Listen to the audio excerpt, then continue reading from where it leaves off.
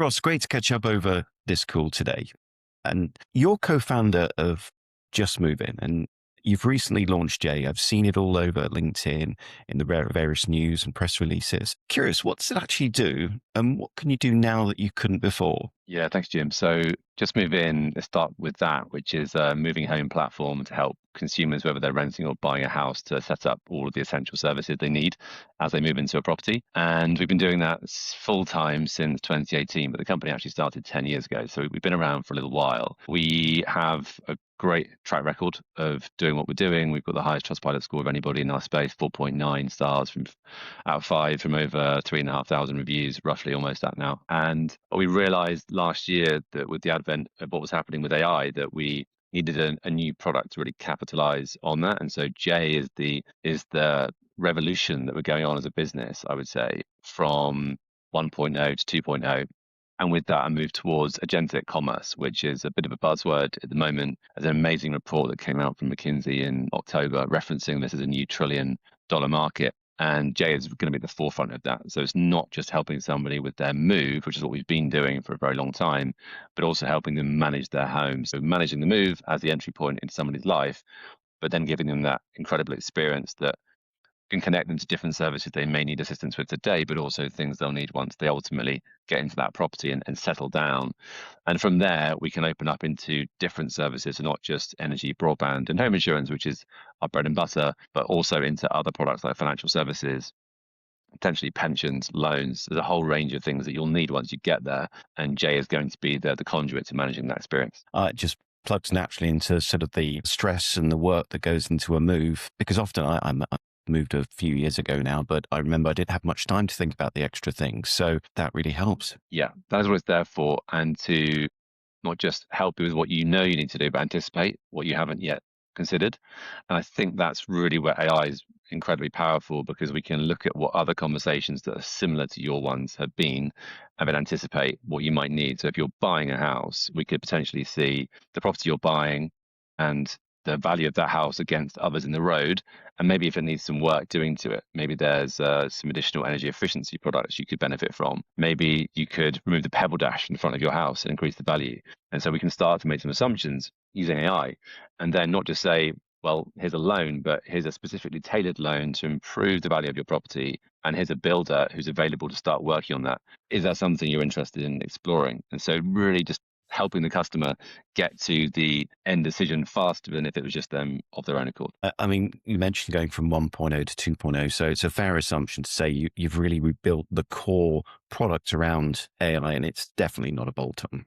Definitely not. No, I wish it was as straightforward as that. I'm sure some companies are taking that approach, but I don't think you're going to get great results. I mean, it's fair to say we've completely rebuilt our infrastructure from the ground up, and still going through a period of transitioning some parts of the business from old into new, and that will continue over the rest of 2026. That's the getting the foundations right for this next change of the business was critical. And so we've been doing that since the beginning of last year, and really thinking about this for a little bit longer than that. But at the beginning of last year was when we really set about our strategy and started to build out all this infrastructure. Well, I mean, we're going to get into the nitty gritty of some of the points you raised a bit later in this interview. But my first question sort of circles back to the very beginning with your decision to go to agentic commerce. It wasn't just the McKinsey report, I'm sure, but you were already doing significant volume before the launch of Jay. What made you decide what really sparked your decision to rebuild rather than just keep iterating in what you already have? Yeah, so I think the business now today processes about 20,000 home moves a month. That's where we are today, and the model is that we partner with companies who are already managing home moves, be that estate agents or mortgage brokers or anybody interacting with a mover, whether they're renting or buying. And getting that experience right has been our main focus over the last decade. It's in a really good position, but it was very clear that if we wanted to move beyond what we're doing now with those core services of energy, broadband, and home insurance, that we'd have to embrace AI to help us do that, because trying to manage relationships with a combination of traditional digital and phone, which is how we were doing it, you can get to a certain point. But actually, if you want to really go a level deeper and build a more meaningful relationship with a customer from the very first interaction at the point of somebody referencing to make sure they can actually afford a property through to moving in and settling and manage services beyond, you need a big human army to go and do that. And it just wouldn't be efficient from a cost perspective to manage that. So we're really thinking about how the AI interacts with our human team to assist our customers in the best way possible. I think that is where, particularly about some of the services that we're helping people with, which are regulated products, we're regulated by the FCA, directly authorized to sell insurance. You have to make sure you're doing that properly. And people still have questions. And yes, they're happy to be served by AI up until a point, but there will be this threshold where if it's a particular question about a medical condition or something that is expensive that needs to be insured, you still might want to speak to a human at some point to just make sure that things are okay. So how do we build that customer experience between the two and make sure they're working together really efficiently? I mean, you mentioned the fact that moving to J gave you the possibility to obviously build in more added value services and also become a more intrinsic part of their lives and really add value to the home mover. So, I mean, that must have been a fairly easy pitch to investors for that year-long rebuild. Or was that not the case? I'd love to hear how that went down. Yeah, so we concluded our Series A investment. It was Christmas 2024. And so we were just on the verge of starting to think about some of these big AI decisions. And I think our investors are incredibly supportive and have been. We've come through a lot over the years, COVID, energy crisis, various things that were pretty challenging for us to ride through. But I think there's this balance you have to strike between making sure you're delivering against the plan that you put in place to go and do your current business, but then also making it clear that you are seeing the direction of travel and that you're operating to also that new bar. So you have to do both. And so we've been carefully managing resources and costs to achieve that, which is certainly a challenge. But I think there are so many examples of companies that haven't gone with innovation.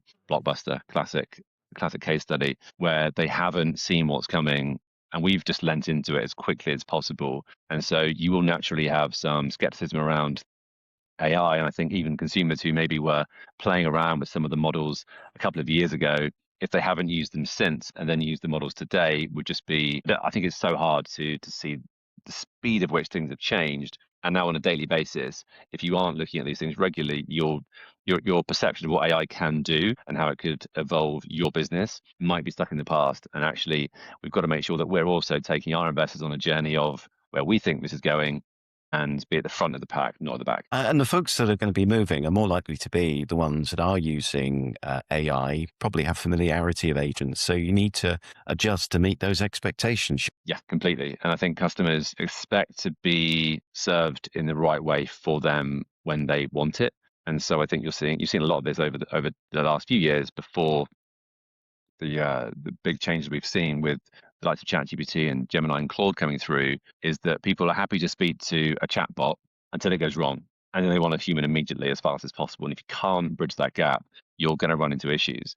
So I think with technology, as long as it feels effortless and it feels like it's working and you're getting the outcome you expect as a customer, you're happy to deal with whatever the experience is. But from a cost perspective, you've got to make sure that the two naturally sit together. And that's why I think AI plus humans, at least for now, and this may change in 5 years' time, but at the moment, we certainly know from dealing with customers who are moving house, they do have questions. It is complicated, and you can't do everything online today. But we're building it for a world where that does become possible within a very short period of time. Yeah. So, you mentioned just now it's complicated. There's regulatory pressures to take into account. And of course, it really is a different kind of project to bring that to reality. I saw a great LinkedIn post from your COO, Sharik, who was talking about how they assembled a team of designers, product managers, and engineers to bring that to life. I mean, that gives me the impression that you needed to bring in some skills quite quickly to be able to get this off the starting blocks. Yeah, true. And I think it's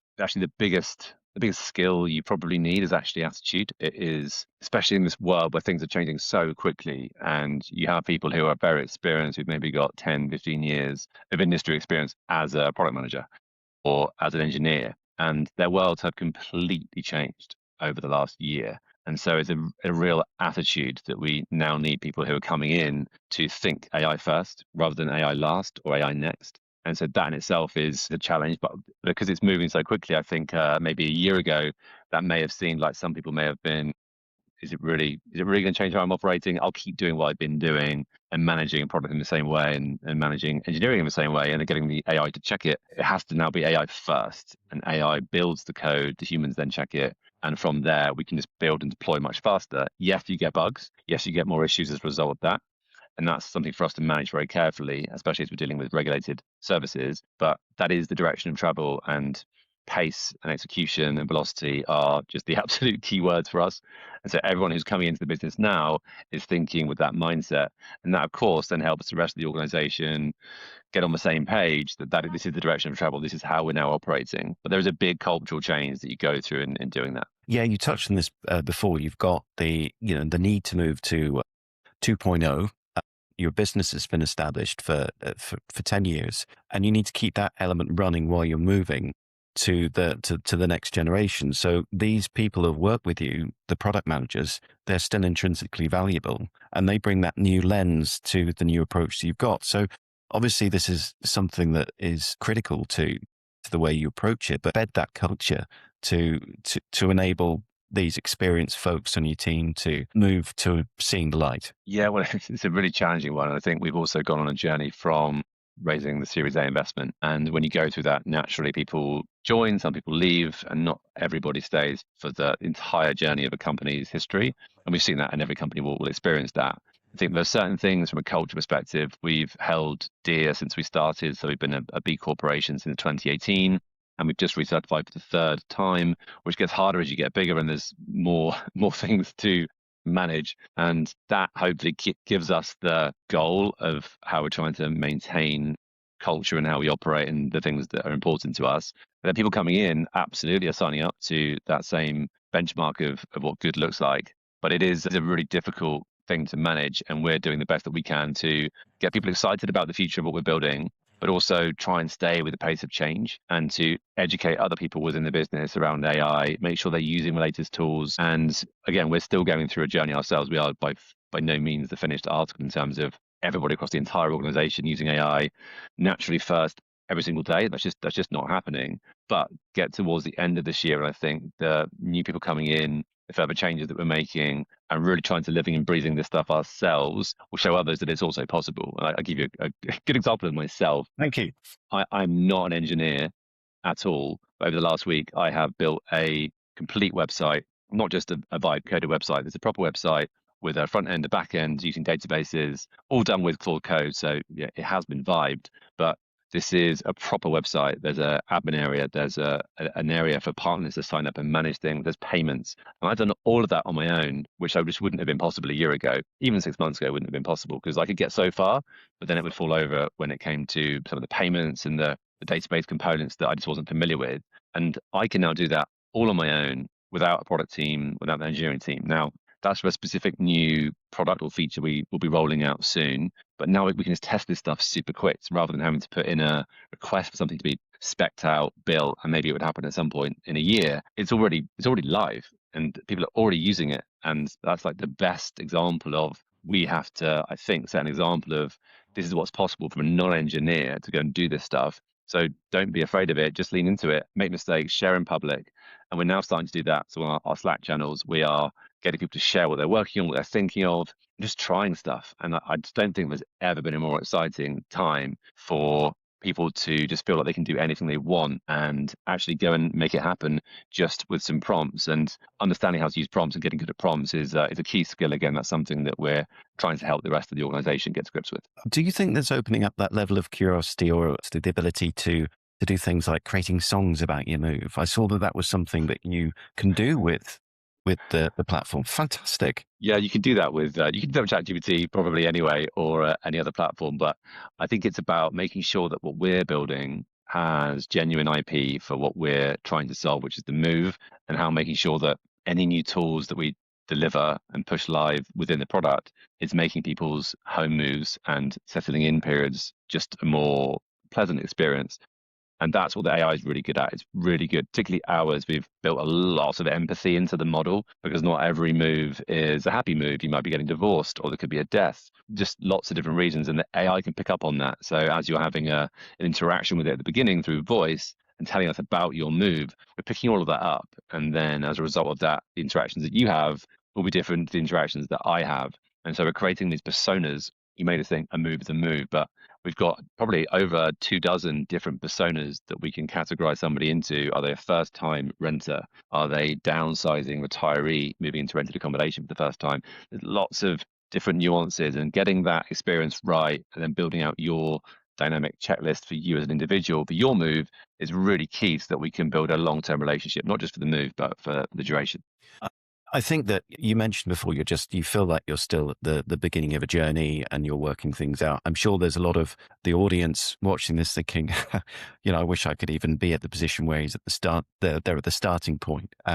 So one of the things that we often talk about at Able is that when you mentioned this before, people leave and, they move on, they take their skills with them. And that's the challenge if you don't have such widespread adoption or AI systems that are plugged in, that you do lose a lot of critical knowledge. But when you've got a situation where you've got a platform that's plugged into the various systems, is collecting data about the customers, then you don't experience that same gap when somebody moves on. Are you finding that's the case there with the way you've approached the systems? Yeah, certainly with the way that we've built out the product, there is the different kinds of memory that the AI has, both from a short-term interaction perspective, what are you asking it to do right now? But also if you come back in a month's time, even a year's time, it has all of that historical context. So that's really key to giving people a better experience than they would get on an LLM themselves directly, because we have all of the property context. We know the services that you signed up to when you first use the product. And so when you ask us another question around something else you want assistance with, we have to draw down on that experience. And that is one of the really smart things that we built into the product. So it has that long-going context. Okay, smart AI is fantastic. Like I said, people expect that high levels of personalization and the ability to speak to have support 24/7. Interesting that Sharuk talked about, again, relating back to the LinkedIn post, that he talks about the way humans and AI are working together, with Jay handing off to support teams when needed. So humans still play a very significant role in the process, but how's it changed? How does that role change on a day-to-day basis? Yeah, you're right. We're still going through a transition as a business ourselves on this journey. And we want the AI to be managing as much as possible, and Jay doing the heavy lifting early on to really find out where you are in the move process, what things you need assistance with, and when. And Jay will do a great job of that today already. But then it's about when things do go wrong with your move, or there's a supplier issue, the AI will go so far, but then there may be a time when it needs to drop out into human interaction. And so getting that blend right is just really critical to give the customer a great experience. And hopefully we're still doing that. The Trustpilot scores will reflect that we're doing a good job of that at the moment. But as we scale and double the size of the business this year in terms of the move volumes we're processing, which should happen fairly easily given the partners we're working with, that becomes even more important. And so we are still going through a transition of making sure that the systems that we've been using, the legacy systems, the various SaaS products to deal with tickets and manage all of that, are being effective at the moment. But then there'll be a transition away from that as well at some point over the next year or two, whereby it's very feasible now that we could just, if you wanted to, go and build a version of that ourselves with AI and have that sitting alongside Jay, rather than us paying a monthly subscription to a platform to manage tickets for us. So I think that's just the biggest change, and we're seeing this globally, is that SaaS businesses are struggling, prices are dropping in lots of cases where SaaS was once king. Just don't think that's going to last forever. There'll be a period of time where it is still very much required, because the level of depth that these systems go into and the rigor that they have to deliver what they deliver at scale is of course still there. But it'll become easier to replicate this stuff with AI over the course of the next 2 or 3 years. The example I just gave, I built a fully functioning website with the back end, which wasn't possible a year ago. So I think there'll be a transition where SaaS companies are going to continue to be under threat, but we have to, as before, manage transition from 1.0 to 2.0 and get the best of the best systems we can as we go along that journey. And going back to the culture change, I'm sure it was probably helpful to show that this is the vision. This is going to free you up from the weeds to focus on more fun aspects of your job. Has that helped, I'm sure? Yeah, it's about making sure that the team, the human team, are having more meaningful conversations. And if we look at one of the other roles we have, which is our move specialists, who are the face of the business, they are the interaction that customers have when they speak to somebody on our side. It's one of our move specialists. And I think that the profile of what they do right now will just shift rather than having a 20-minute, 30-minute phone call with a customer. The AI might reduce that call length down. So you'll still want to speak to a human at some point, but actually it might be for a 5-minute call, a 10-minute call to finish off an insurance journey that you've started online where you've got a question. And so they'll manage more customers in a day, but actually the interactions will just be a bit more condensed. And I think that's naturally how these AI interactions will bleed into the conversation that somebody wants to have with a human as well. You mentioned the example with an insurance and getting that connected to a buyer. Are there any real life examples that you can help us visualize that you're quite proud of that Jay's enabled in terms of that human experience that it's engendered? Yeah, so at the moment, we turned on the AI at Christmas, I should add as well. So from December, middle of December, Yeah. all of our customers who are serving go through an AI journey at the beginning of the interaction, and so that's been live and operational now for a couple of months. We disabled initially all commercial services being sold, and now we're adding those back in one by one, with Energy being the first one that went live very recently, and that's an agentic experience. So you have a co-pilot flow where you're coming to the conversation, you're asking questions, Jay's making recommendations about what you should be doing next, and you're deciding on energy as a service that you need to manage. We then do the change of occupancy, so we notify the incumbent supplier that you're moving, and then can make a recommendation for a new supplier. And so there's this lovely co-pilot experience where you've got the chat alongside what might look like a recommendation that you might see within ChatGPT, and blending the two so that the AI is making recommendations, but you're ultimately in control of what you're doing. So that is the first journey that's gone live as of less than a month ago. And by the end of Q1, we'll have insurance and also broadband turned on. And then it's a question of adding the suppliers that we already work with and building their individual journeys, because everyone's slightly different with a bit of nuance. And so those we're incredibly proud of and expect to have those three core services that we're already selling today and have been selling for a number of years working agentically by the end of Q1. Okay, that's fascinating. So you've taken a staged approach, and from what you've just said, each industry is slightly different. So you're switching them on individually. So is that the right understanding there? That's right. I think if you go out with a big bang and try and do everything at once, you're just going to get bad results. And so for us, it's really been interesting to see how customers engage with the AI. So when we turned it on at Christmas and we just didn't have any services to sell, we were just helping people and having conversations. They were immediately talking in their natural languages. Jay's talking in every language you can imagine, with customers coming in from all over the world to live in the UK. And we're helping them in their natural language, asking questions about the move, finding out how anxious they are about particular services, explaining things to them. What is council tax? If you're moving to the UK and you don't know what council tax is, apart from a very expensive bill each month, you just don't know what that is. So having the AI explain that to you in your language is incredibly valuable. And then if you want help with a specific service, it can go a level deeper and give you tariffs and rates and tell you about the best products that are available. And then if you want to speak to a human, you can also book in for a call. And so we're now seeing, we've also got a team within the company who make outbound phone calls to customers if they don't book in for an appointment. It's like the historical model. And the AI is already doing a really efficient job of booking in those appointments. And the conversion rates are quite similar to what we're seeing from the human teams. Already the AI is able to speak to customers when out of office hours, when no humans are around. It could book in appointments then as well.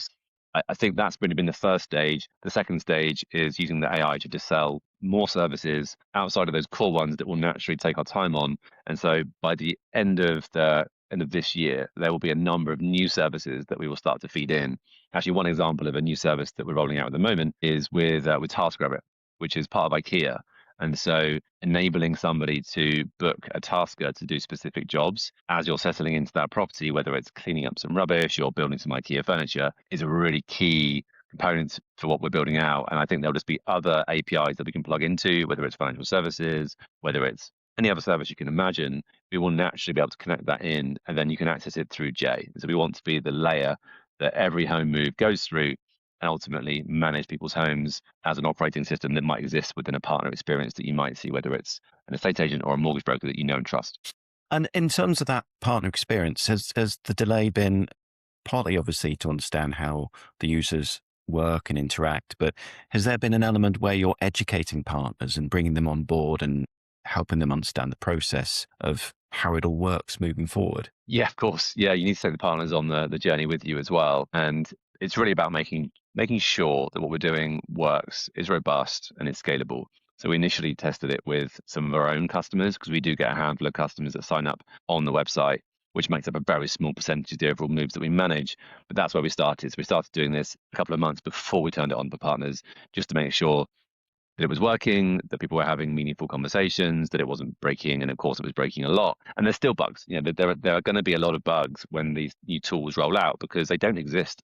We're building something that is completely new. Nobody has done this before, specifically in our space. And so we're really pushing at the boundaries of what is possible. And you just have to make sure that you've got great partners. We work with hundreds of different companies that trust us to look after their customers. And it's just about making sure that you can deliver the best experience possible within the timeframes that these partners are comfortable with you rolling out against. I know it's been you switched on at Christmas. It must have been an early Christmas present for all of you at the team. Has there been obviously you're more present in your customers' lives than you've ever been before. Has any interaction surprised you or challenged your assumptions about home movers? Anything new that's come out of being more present in their lives? To be honest, I'd have to check with the team to see what things what they were feeding in. But what we're really focused on at the moment is deploying these new services, making sure that they work. And one of the very interesting things you can do is look through the evals and look at the conversations that people are having. And we have our own AI reviewing each conversation and evaluating it itself,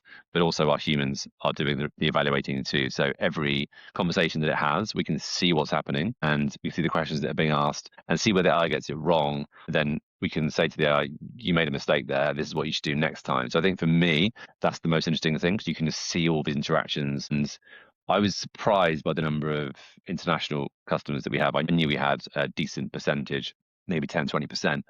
But actually, the fact that somebody can all of a sudden interact with us in their native language with the AI is really powerful. If your first interaction is in your mother tongue, that's an incredible touch point. Then, what else do you need help with? And actually, if you know that you can have a conversation in your own language, but in a new market, then you're naturally going to lean towards that product to make the next recommendation for whatever else you might need after the move. So I think that for me personally, that's what I found most interesting. So yeah, I was going to ask a question about whether it's focused on addressing new markets or serving customers more efficiently, and it seems to be doing both.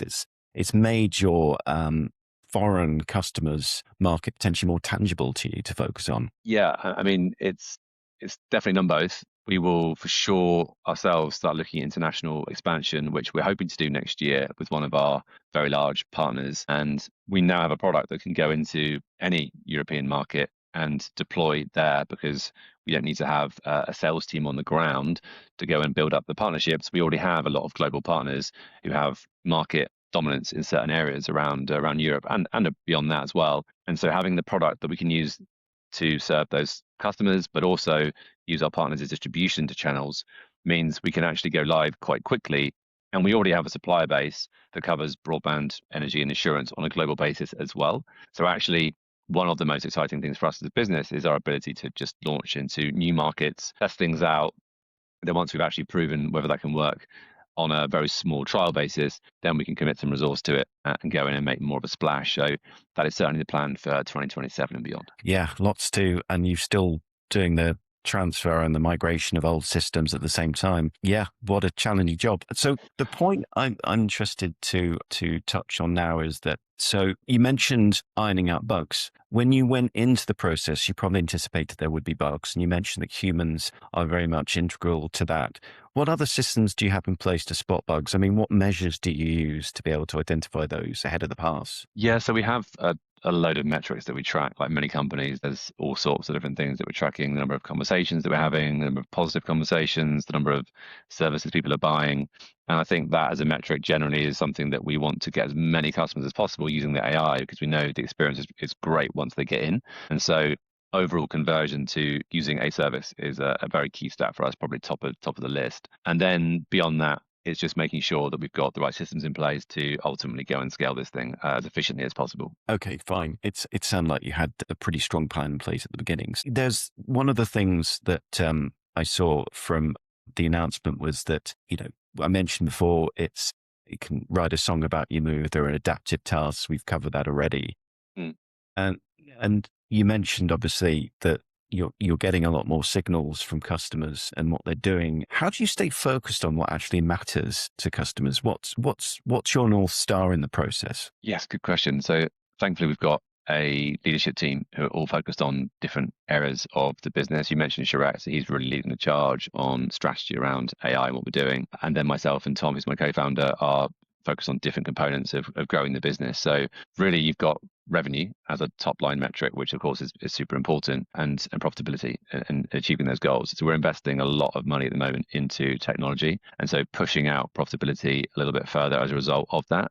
But the growth that's coming through is just testament to this being the right decision. And by leading the way from a customer experience point of view, reputation is very good within the industry we operate in.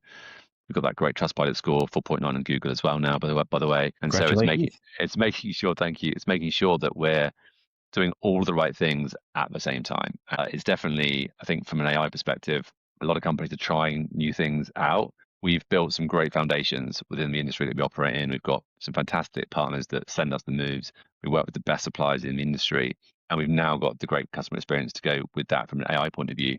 So we hope we've built enough there to create a really big moat for what we're building, both in the UK and also abroad. I mean, you mentioned before about building a website. You brought in a team that were adept at seeing your vision, moving to 2.0. How did that figure into your decision to build versus buy? I mean, it sounds like you went full into build, or were vendors a part of the journey? Yes, we've built the core foundations around what we're doing ourselves. There are tools that we have tried over the last year. So not specifically into the J experience, but actually in the back office side of what we're doing. So from a telephony perspective, we invested in a call listing product that was doing AI analysis, which again, there's a lot of tools out there that do this. But we picked a particular one that we thought was really leading the way.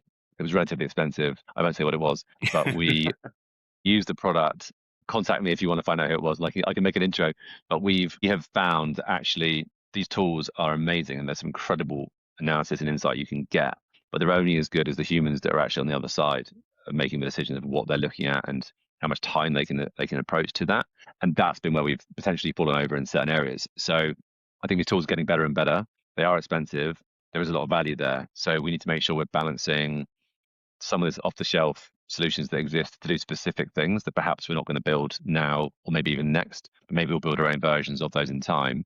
There is also some other software that we use to, say, run the actual telephony side of our business. And those are also improving and releasing new features whereby they will probably do the thing that we've paid separately to do in a year's time. So actually we can then just reduce our overall SaaS costs to move on to something else that we're already paying for. And then who knows where it goes from there. And I think the quality of voice AI is just improving all the time. And some of the stuff that's coming out of 11 Labs at the moment, which is just absolutely mind blowing. Big fan of 11 Labs. Yeah, we are seeing the quality of that phone interaction just getting to the point where you don't really even know, the latency just disappeared. You don't even know you're speaking to a robot. So yeah, I think it's for us, it's about balancing the two.